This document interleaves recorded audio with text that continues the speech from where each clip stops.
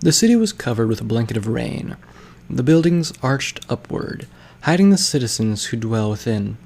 Higher and higher the buildings climbed, reaching heights unimagined a century earlier.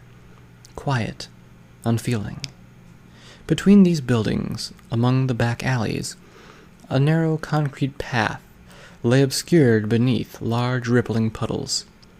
They slowly gravitated towards the storm drains before tumbling down to their depths in torrents, leaving behind only the distorted echoes of rushing water. The puddles were disrupted by a pair of hooves crashing down upon them, sending water everywhere. They did not linger long before galloping off down the alley with haste. The tiny, rain-coated figure hurried through the night, her purple and pink tail billowing out behind her as she ran through the downpour. Her hooves thudded on the concrete path, occasionally muffled by the splash of a puddle. Sweetie Belle tried her best to ignore the rain pelting her on the face and the constant jostling of the empty saddlebags against her side. The water splashed up, soaking her legs as she disrupted the puddles of rainwater beneath her. She tried to ignore the annoying fact that her little white and polka-dotted raincoat was highly unsuitable for this sort of weather. No, she must focus on her task tonight. A sane pony would have quit long ago, and a saner pony wouldn't have been out here. Not her. Sweetie Belle needed to be out here. She, her parents, and elder sister Rarity were on vacation to Philadelphia to visit some relatives on her mother's side, whom they hadn't seen in years. She had enjoyed the trip quite a bit. Sweetie got to see famous landmarks with her parents, and she loved shopping with her big sister Rarity. Living most of her life in Ponyville, it was an adventure in itself to experience such a big city. Their hotel was located not too far from the old historic district of the city. While returning from a shopping trip with Rarity, Sweetie Belle happened to see an older advertisement. It was a poster, Serpa in the color as it had weathered with his age. What caught her attention was the dull black and white images on it, depicting a smiling, mime-like mask surrounded by toys of all sorts. Above it, there was a headline that arched across the top of the poster. Philadelphia's Historic District presents A History of Toys. At the very bottom, in tiny print, was the address. Oh, how she had begged and pleaded for Rarity to take her, but the white unicorn had hesitated, unsure about visiting the historic district. Unlike her parents, Rarity couldn't fathom the idea of why ponies would waste their time visiting old, dirty buildings that should have been condemned a long time ago. Plus, the city's Pegasi had scheduled a storm for later that evening that was said to last until the morning. Even now, high above the city, they were at work, pushing some foreboding black clouds into position. However, Sweetie Belle's constant pestering had won out, and Rarity reluctantly agreed to take her. Rarity groused, grumbled, and groaned all the way, as concrete gave way to flagstones, the derelict structures that encompassed them. On all sides were old-time shops and houses made up of cracked stone and rotting wood that gave the impression of caving in at any second. Whereas the previous, more upkept sections of the district had been more alive with greenery and paint and ponies, this place held the ambience of a corpse. No bright colors decorated the walls of these houses, and no ponies cantered through the streets on their morning commute. No trees grew here, nor did there even remain even the shrillest skeleton of whatever shrubbery had once adorned the walls. Once upon a time, wealth and abundance had ruled this district, but now only a hollow shell of its former glory remained. The section of the district they passed through seemed much quieter than the usual areas. They barely saw any ponies on the street, until Sweetie realized they had been completely alone for some time.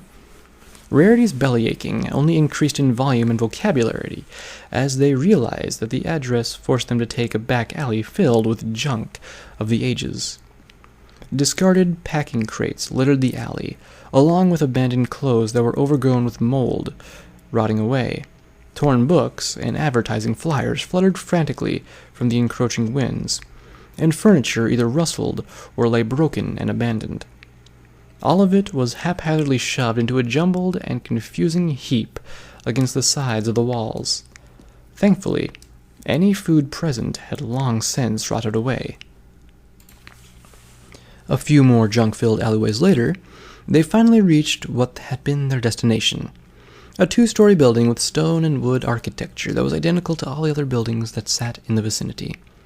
The windows were faded and scratched, and there were tiny cracks on the stone walls, but the building overall did not hold the same deserted and decrepit look the others had displayed. Above a set of double doors there was a faded-out grand sign. Philadelphia Toy Museum. Rarity marched up to the doors and pushed them open, or at least she tried to. They wouldn't budge. She pushed harder, and then tried using her magic to jiggle the large door handles, but they did not budge. Giving up, she used them as impromptu door knockers, and made a loud, furious thump. Sweetie took an uncertain step away upon seeing her big sister's frustration. Failing to get any kind of response, Rarity hollered harshly, disrupting some roosting crows, who flew away with sudden flapping of wings, their squawks echoing through the alleyway. No pony answered. She then tried using her magic to pull, and then pushed the doors open, with an equal result. By this time, to say Rarity was seething would have been an understatement. As Sweetie backed away from her ever-increasingly impatient sister, she decided to sneak a peek through the windows. After rubbing the dust from the left side window, she saw what appeared to be an empty receptionist lobby. The walls were dirty and bright red, but also held faded posters encased with green frames. Squinting, she could just make out one of the advertisements. Dinky Toys Carousel Set. Be the envy of your friends. She was about to turn away when she spied something towards the back of the room. A grime-covered display case, holding a doll. Staring harder at the old toy, she gasped in realization that it was an exact replica of herself. Rarity had been drawn over by her sister's exclaimed cries and peered into the window with undisguised revulsion. However, when she pointed out that the display case at the end of the far room was empty, Sweetie could only gape in disbelief and stammer in response to her big sister's pointed questions. At last, Rarity's patience ran out. Muttering about wasting her time in this dirty, unkept place, and wanting to get home to her in order to beat the storm, she dragged her sister back the way they had come, ignoring Sweetie protests for an even more thorough investigation. Sweetie was determined not to give up. It could not possibly have been just a coincidence Rarity hadn't wanted to go back, and as she put it, even if they were to break in, there was no way that she, let alone her parents, would allow her to have an unwashed toy that had been sitting around for Celestia knew how long, in a filthy, grubby, and probably germ-infested building. But she had a plan. She went to bed before every pony else, waiting until late at night before sneaking out. The noise of the storm masked her departure, and she hurried along through the shortcut Rarity had taken. Before she knew it, she was at the museum. Sweetie increased her pace as she ran, as her eyes adjusted to both the darkness and the rain in her face. She rounded a corner too fast, skidding on the rain-slicked surface before galloping off down the alleyway. This was it. She was here. Somewhere in this alley was the toy museum. But where? It was so dark she couldn't distinguish where the wall met the junk. High above, lightning shrieked across the blackened sky with a deafening roar, momentarily distracting Sweetie's attention, so that when the enormous thunderclap came so suddenly, she wasn't looking where she was going and stepped right into a rather large puddle. Her front left hoof slid out to the side from under her, and with a startled yelp, she rolled onto the rain-soaked ground. Thankfully, she managed to avoid slamming her horn against the flagstones as she tumbled head over heels, before sliding to a stop. Slowly, she staggered back on all four hooves. She was completely soaked from head to hoof, and the howling wind that lashed at her raincoat was starting to chill her dampened skin beneath her sodden fur, causing her little limbs to vibrate ever so slightly. The beginnings of a scowl were forming on her lips as she started contemplating the rationality behind her secret little expedition. Lighting up the night sky, granting a momentary view of everything within the alleyway as she paused, staring intently at a set of double doors, just barely visible within the shadows that lined the walls. It was the briefest moment of light. She had seen a familiar-looking sign. There it was. A triumphant smile spread across her lips, and she quickly covered the distance towards the doors. Stopping at the base of the window, she opened her saddlebags and levitated out a solid brass lamp stand that she had discreetly borrowed from the hotel. Nobody would notice it missing, nor would they know what she had done with it once she returned it to her room. Her tongue snaked out on the left side of her mouth with concentration as she swung back the lamp and paused. There was the faintest flicker from the other side. Sweetabelle climbed up and peered cautiously through the rain-slashed window. Towards the back of the lobby, where she'd seen the doll of herself, 2 wall oil lamps flickered. Her eyes widened as she hastily returned the lamp to her saddlebags, raced over to the doors, and knocked as forcibly as she could, using the door handles. The left door swung open with a creak at the first knock, and the wind took hold of it so violently that it slammed against the wall behind it, causing the loud, echoing thud to be audible over the racket of the storm. Sweetabelle hurried inside, quickly shedding her raincoat and shaking herself free of water before closing the door behind her. The sudden decrease in noise was a blessing, as it allowed her to concentrate on her surroundings. After giving her hind leg a few more quick shakes, she turned to behold the lobby. Just like she'd seen from the window, the receptionist's lobby was red, dusty, and empty. The whole room formed a V-shape that funneled towards another set of double doors, flanked by the now operational wall oil lamps. On the right side of the room sat the lobby desk, with an ancient handle bell and a closet door behind it. Ever since seeing the functioning wall lamps, her mind had been working on the possibilities. That this place wasn't abandoned at all, that she and her sister had come when the museum was closed, and she'd got the curator, or whoever working, away in the wee hours of the dawn. She glanced over at the door behind the lobby desk, and made a beeline for the bell, grabbing it with her mouth and ringing it hard.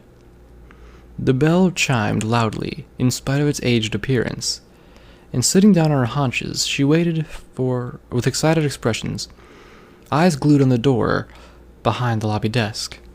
A whole minute trickled by with no response. A frown adorned her features as she rang the bell a second time, more forcibly this time, producing the same exact result. The faintest growl of frustration escaped her teeth as she stood up on all fours and started thrashing the bell back and forth. When it became apparent that no pony was coming, she spat the bell from her mouth and threw her front hooves up in the air with exasperation. The door still didn't open. She fell back down onto all 4 hooves and trotted behind the desk and pounded her hoof loudly against the door, trying to ignore the irony she was imitating her sister. She briefly entertained the idea of calling out, but if banging your hoof as loudly as you could on a door didn't get some pony, what were the odds that would work? She placed an ear against the door to listen to the telltale sounds of approaching hoofsteps. After hearing none, she beat her hoof rapidly against the door before trying to open it. It was stuck fast. Throwing an irate look at it, she turned and trotted back out into the lobby, to stand before the double doors. To the left sat an empty display case that had contained the doll of her. Her head tilted in contemplation as she began to wonder if she'd seen it in the first place. She looked back over the door behind the lobby desk. If she didn't manage to attract the attention of whoever owned this place, they would more than annoyed that she busted in asking for something that didn't exist. She was starting to feel foolish. Her gaze slid back to the double doors behind the two wall oil lamps. Obviously, the museum lay behind those doors. She puckered her lips in thought. It would be a waste of time to have come here, gotten inside, and then gone straight back home without the slightest bit of seeing anything inside. She carefully trotted over to the double doors and knocked loudly on them. "Hey, any pony in there? I'm lost." It was a lie, but they didn't know that. If she was found, she could just feign ignorance on her behalf, and the worst she'd get would be a scolding. She knocked once more, and after getting no response, placed a hoof against the right door and pushed it open ever so gently. To her relief, it opened without a sound. She placed her head up against the door and peeked inside. There was a red hallway with some posters of old toys lining the walls. She pushed the door all the way open and stuck her head through in order to get a clearer picture. Some of them were fool's toys compared to the others she had at home. Tin soldiers with faded colors, stuffed teddy bears, wooden cups and balls toys, drum sets, chalkboards, rolling hoops, and even wooden rocking horses. She carefully trotted inside, allowing the door to swing closed behind her. Now that the sound of the storm outside was cut off entirely, plunging the world around her into a tranquil calm. At the far end lay another set of double doors. As she started trotting down the hallway towards the other end, she desperately turned her gaze from one poster to the next. No dolls. Having reached the other end, she again tried her forceful knocking, combined with her plea of ignorance, just in case. When she received no answer, she pushed open a door a fraction and peeked inside. Toys were everywhere. With a huge grin on her face, and without consideration, she flung both of them wide open, and audibly struck the walls behind them. She paid the racket she made no heed. The whole room was a compact exhibition gallery, with white pillars scattered in symmetrical patterns around a red-walled, square-shaped room. All the walls, as well as pillars, were display cases containing the ancient toys she had seen in advertisements on the posters in the adjoining hallways. Accompanying them were fact sheets about them, newspaper ads, and even a few old black and white photos of the particular toy that had been in the showcase. Where there was free space sat an oil lamp on the walls. Their flickering yellow and gold flames exposed the entire room for all to see. Sweetie Belle slowly walked through the room, looking from one display case to the next. All of them were more intriguing than the previous one. Stuffed animals like crocodiles, wolves, and snakes. Birds, all colors of the rainbow. A grinning monkey with cybalms to that, according to the fact sheet, still worked with the help of a wind-up key. Oh, symbols. Walking along the wooden floor, her mind began to shift focus onto the sounds of her hoof steps and the old oak floorboards. Although they didn't groan or creak with age, her hoof steps were rather noticeable within the quietness and the lifelessness of the gallery. The bravado which she had earlier spurred her on now began to gradually drain away from her with each and every step until she had come to a complete stop. She was still for a full minute before she slowly turned to look behind her. The room was still and quiet, with no sounds at all. Standing here, one could be forgiven, not knowing there was a furious storm raging outside. She looked over to her right, where a stuffed teddy bear sat behind its glass case. She kept her eyes locked on the black buttons that served as its eyes, the honey blonde stitches that formed its mouth, and the dark purple bow tie around its neck, before turning her face to the front. Not too far away lay another set of double doors. Above it was the sign, Second floor, a history of workshops. On both sides of the door were arrows pointing up. She looked to her left. There rested a jack-in-the-box. It wore blue and red jester's outfit, with a four-belled hat of the same color scheme. Its face showed a unicorn's friendly smile, punctuated with a slightly goofy edge by giving its tongue sneaking out the left side of its mouth. She turned her look in front of her again, only to quickly snap it back to the jack-in-the-box. Another space just behind it. Beyond the pillar where the toy rested against, she could make out another hallway leading out of the room, flanked by wall oil lamps. However, it was the white sign with fancy black lettering just below the right lamp that drew her attention. A history of dolls. Her hooves were pounding across the floorboards before it even registered, as she left the exhibition gallery behind and followed the new hallway down towards another set of double doors. She didn't even bother slowing down or even playing it safe as she reached the double doors with both her front hooves and flung them wide open. Sweetie Belle took a step back and gasped soundlessly. This exhibition room looked like the arena of a circus tent. At the opposite end of the room sat a large blue and gold pipe organ, patiently awaiting its master to play a jaunty tune for the visitors. The center of the room was crowded by a huge rainbow crystal chandelier hanging from the ceiling, with 2 layers of candles burning brightly, casting a kaleidoscope of colors all around the circular-shaped room. And ringing the room like layers of a cake were dolls. Earth, unicorn, and Pegasus ponies, all decked out in fancy dresses and suits that were representative of the times that they were constructed in. The craftsmanship on some of these dolls was amazing, not to mention the intricate details in their clothing. Sweetie Belle was unaware that she had walked into the center of the room, beneath the chandelier, until she came to a stop. Breathlessly, she turned from one spectacular sight to the next, before rushing over to one. It was a unicorn mare with a long, pleated red mane and light blue coat, wearing a fashionable dinner dress that must have been all the rage whenever the doll was made. Her attention was drawn to another pony above this one. However, before she could finish her appraisal, another caught her attention, followed just as swiftly by another.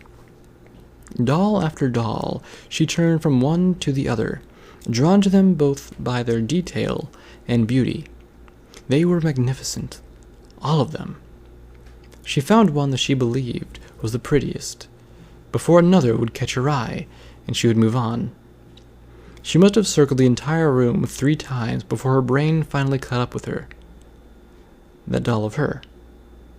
Returning her focus to the whole point of this little mission, Sweetie Belle scanned the room once more, this time taking care to see what all the dolls were, searching the multiple layers of shelves with their appealing toys until she came full circle. It wasn't here. The corners of her mouth began to sag. She'd wasted her time, getting wet, breaking and entering, and for what? Not a Celestia damned thing. She sat down on her hindquarters and threw her forelegs up into the air with annoyance and made an audible snarl. She wanted to shout at the top of her lungs, to scream out for any pony to just come and tell her something. Anything. Where was every pony? Why was this place all opened up with no pony around? The seconds ticked by with no rewarding sounds of approaching hoofsteps or concerned voices. Grunting, she stood up, stormed over to the pipe organ, and began randomly slamming her hooves down on the keys. Hey! Hey! Any pony home? The only sounds she heard were those of her ragged breathing. She slammed the keyboard out of spite as she climbed down and turned her head to the left. There was a doll of a pretty-looking unicorn mare stood in an elegant flowing dress.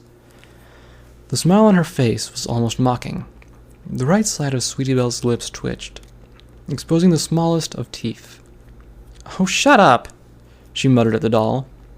She moved to walk away, but the instant she raised her leg, she had forgotten how close she had been to the pipe organ, and she banged her knee painfully against it. After she managed to calm down, the first thing she did was look at that stupid doll. Only now, it was as though it was laughing at her. Sweetie Belle's eyes narrowed to daggers. "Oh, you think you're funny, do you?" Her voice took an elegant tone as she turned with a loud humph, swinging her tail purposely about, hitting the doll and knocking it to the floor with a clattering sound that echoed throughout the room. She dramatically placed a hoof on her cheek as she gave a sarcastically shocked expression, followed by a sing-songy "Oopsie." She gave a low giggle as she channeled her sister. "Oh, Sweetie Belle, you simply must be more careful of your surroundings." She lifted her head high as she walked towards the exit, throwing out as much swagger into each step as possible. "You might inadvertently knock something over." The pipe organ blew a long blast, like ship's horns, and Sweetie Belle jumped into the air, like opalescence, screaming. She half spun as she returned to Earth, breathing heavily. Before she could even vocalize her confusion, the ancient machine began to play a merry little marching tune. The keys and pedals depressed themselves, while the brass pipes bellowed forth the notes they played. Sweetie Belle enjoyed the tune despite herself. That is, until she realized that there was no magical aura enveloping the keys or pedals. It couldn't be a unicorn's doing. Sweetie turned all of a sudden to her right. The dolls still stood in formation. She tilted her head with deep concentration. Had they been holding that pose before? Her eyes darted back the other way to a new group. The smiles appeared to contain a lot more excitement than she previously remembered. She could feel a cold perspiration break out on her brow.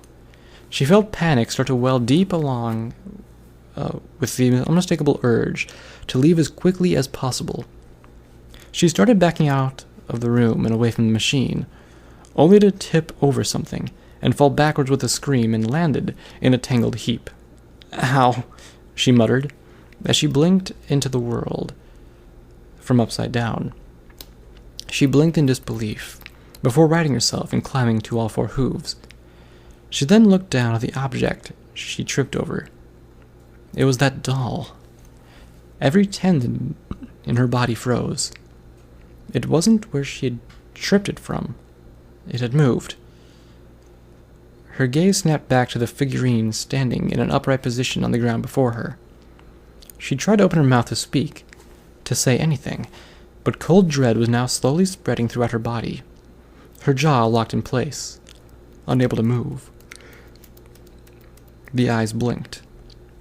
Then, in spite of the organ music, the creak of its wooden frame echoed all around, a heart-rending groan, as the head slowly tilted upwards towards her, the mouth now grinning psychotically. As if on cue, a low wooden creak began slowly creeping around the room. In a panic, Sweetie Belle glanced around at the other display cases. They were all staring directly at her. Suddenly, pain shot up Sweetie Belle's leg and she screamed in pain. The doll had bitten her leg forcibly, splinter-like wooden teeth digging into her fur. Mad with fear, she bit the doll desperately and yanked hard. She screamed again in pain as she wrenched the demonic doll from her abused hoof, and with her head still in motion, flung it across the room, crashing into another doll. She looked down at her hoof to see two semicircles lined in blood. She sat, staring frozen at her hooves, when she began to hear something over the pipe organ, creaking, much, much louder. Dolls, all marching in step with the music, eyes trained on her. Suddenly they froze, grinning at her with those splinter-like teeth. Sweetie Belle screamed in terror. For a terrifying moment, her hooves scrambled for purchase on the sweat-stained floor, before she spun around and bolted out of the room.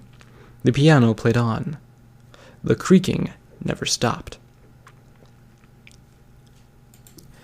Covered in sweat and panting hard from fear and her sprinting, she burst from the hallway and back into the previous exhibition hall.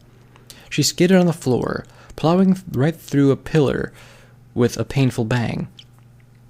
She didn't stay down for long. She scrambled to all four hooves, but just as she was about to take off, she noticed something. All the display cases were empty. Her eyes darted from one to the next. All of the toys were gone. "What the hey?" she whispered. From behind a pillar near the exit, there came a loud clanging sound. Sweetie watched with morbid fascination as a toy monkey, banging syllables, marched out from behind the pillar to stand in front of the exit. From behind another slithered a stuffed snake, while a stuffed wolf poked its head out from around another pillar. All eyes were fixed on her. Something moved in her peripheral vision as she turned. The teddy bear stood next to her, and for a few seconds, neither moved. The bear opened its mouth, razor-sharp teeth glinting menacingly in the light, as it let out a blood-curdling roar. She spun around and saw the jack-in-the-box sitting on the ground. It sprung open with a loud mechanical snap as the horrible, grinning jester leapt straight at her, its front legs reaching for an unfriendly embrace, while it laughed the most maniacal, high-pitched laugh she had ever heard. She just managed to duck at the last second, its hooves just brushing the top of her mane as it sailed overhead and hit the bear. Chest heaving, she turned back the way she'd came, only to see the demonic parade of dolls steadily marching towards her, their mouths open and closing in synchronized laughter. She spun around desperately. The toy animals were shuffling towards her. The jack-in-the-box was still laughing its insidious laugh as it hopped along, with the teddy bear close behind. The monkey was now smashing its cymbals with demented vigor and screaming, signaling its pent-up anticipation. And all the creaking, always the creaking. Backing up, Sweetie Belle hit a wall, and to her surprise, it gave way just a fraction. Her eyes widened with remembrance.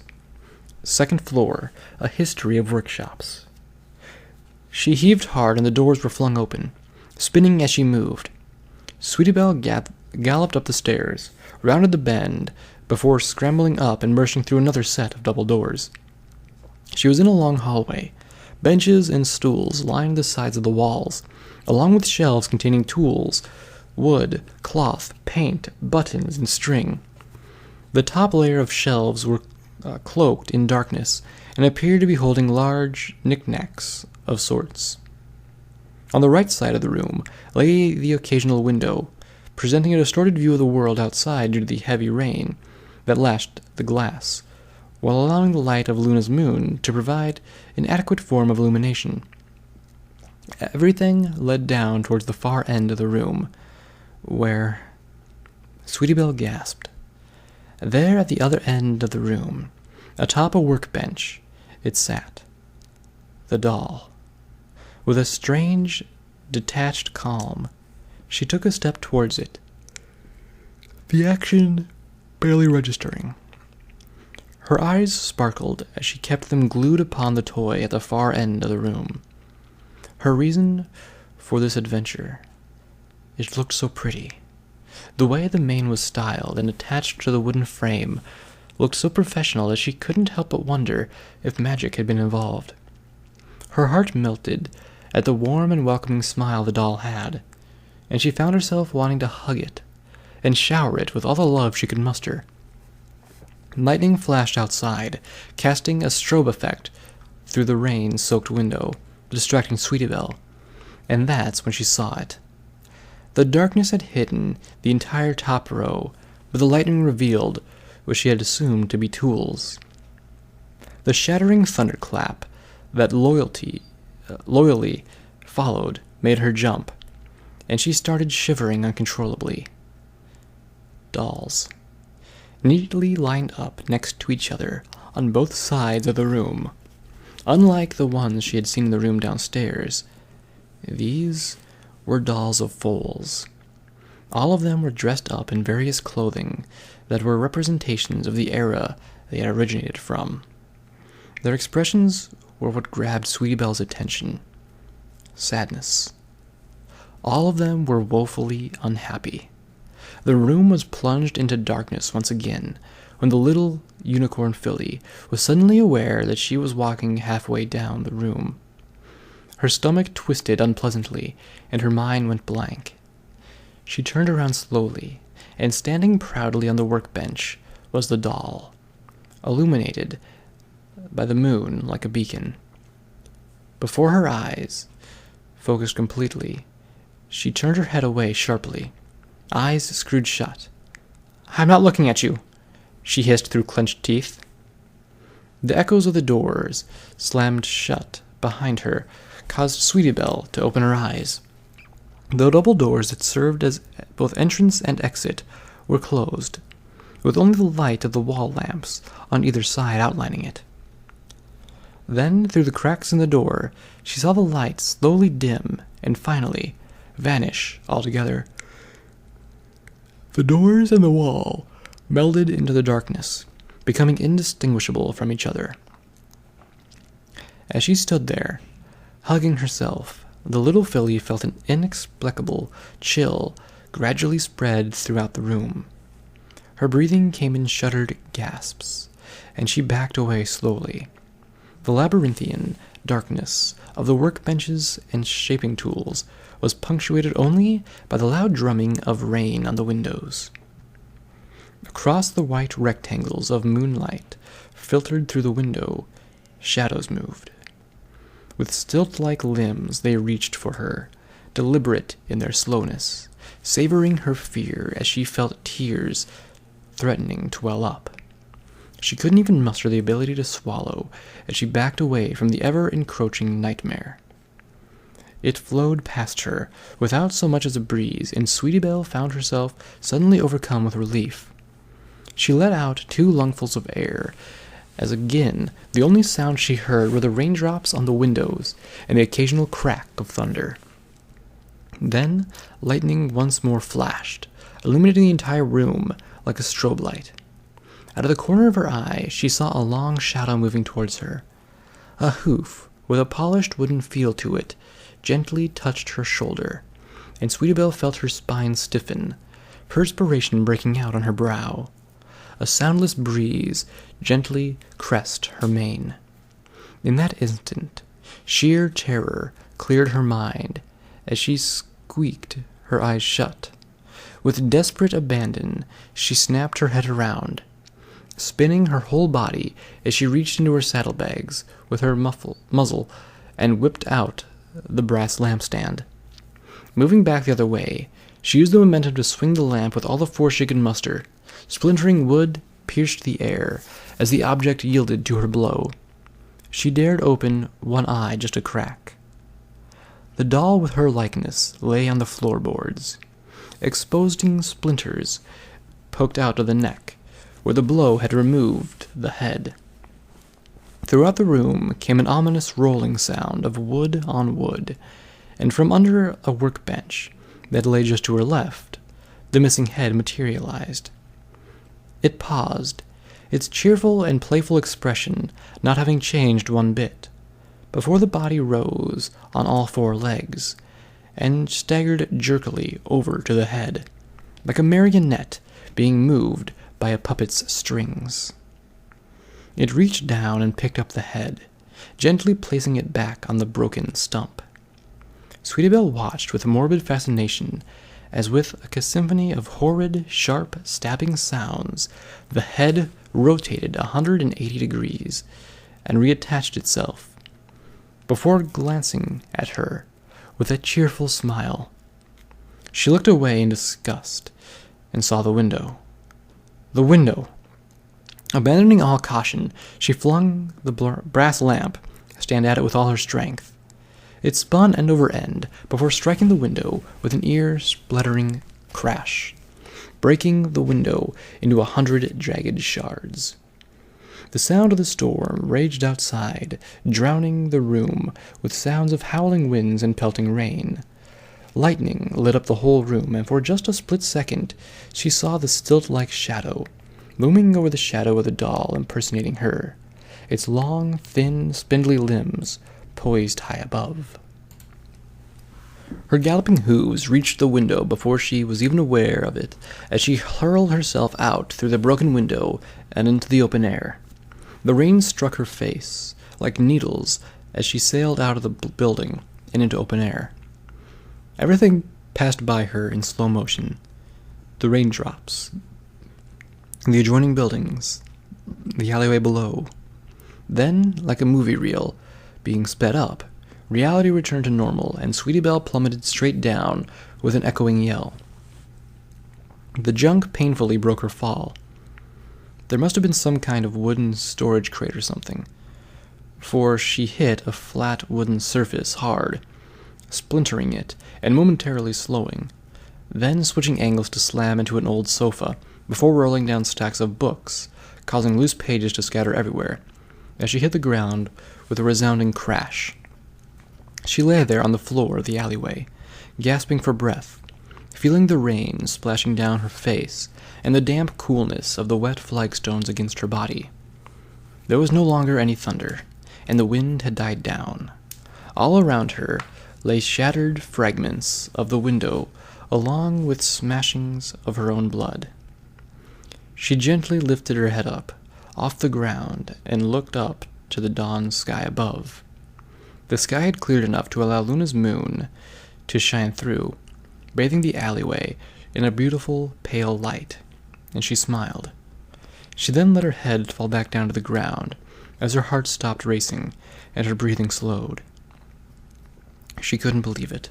She was alive. She shifted her gaze to see a neat little path of destruction in the junk.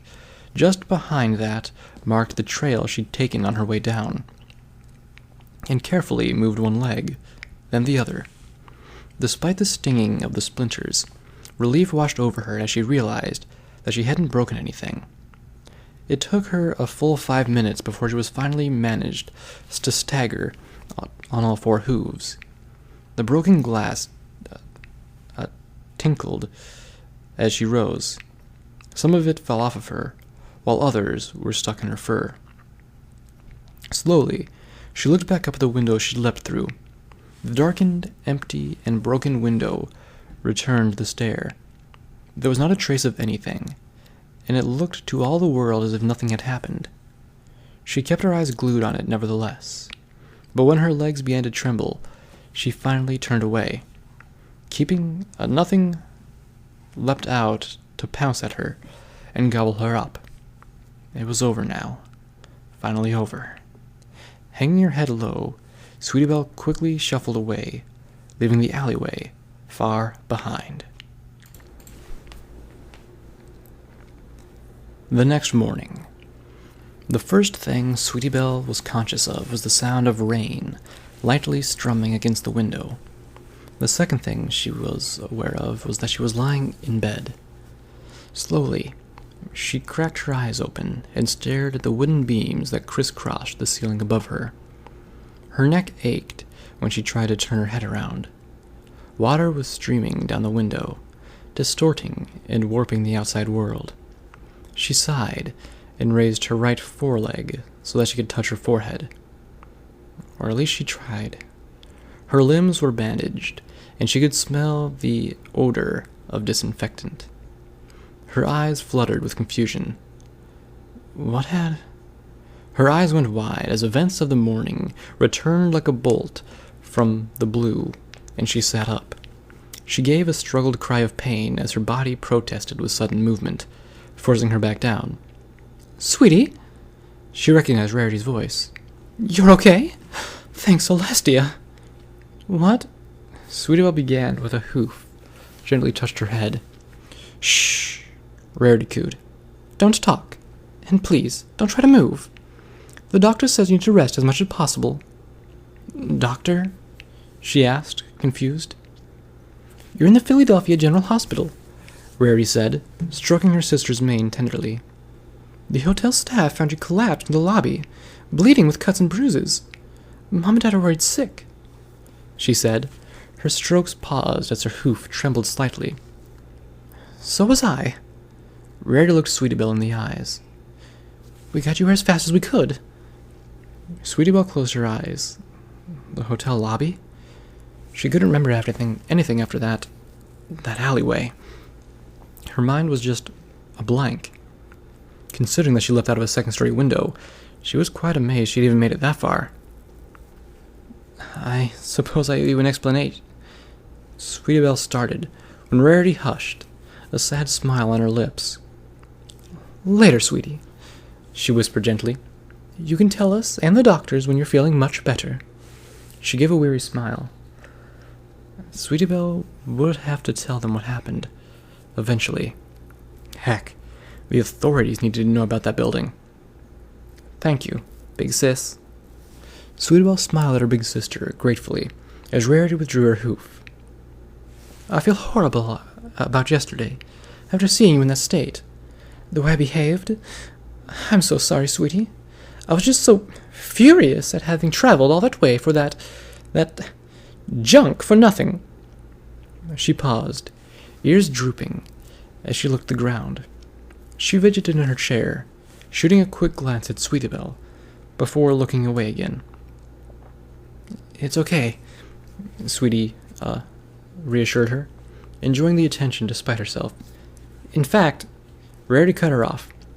"In fact, I felt so badly about insulting your interests, calling them all germ and dust-infested, I had to make it up to you somehow. So I went out and got you a little gift." Out of the corner of her eye, Sweetie saw something being placed upon the bedside table with a wooden thunk. Sweetiebelle strained her neck as much as she could. It was a doll. She rolled her eyes. After this morning, she didn't think she'd be playing with dolls ever again. "You shouldn't." Sweetiebelle was struck dumb as Rarity kissed her just below the horn. When was the last time she did that? Between the dresses, fashion shows, celebrities, Sweetiebelle knew she shouldn't be so glad, but her heart warmed nevertheless. Rarity paused as if unsure of what to do. Then she glanced at the wall clock.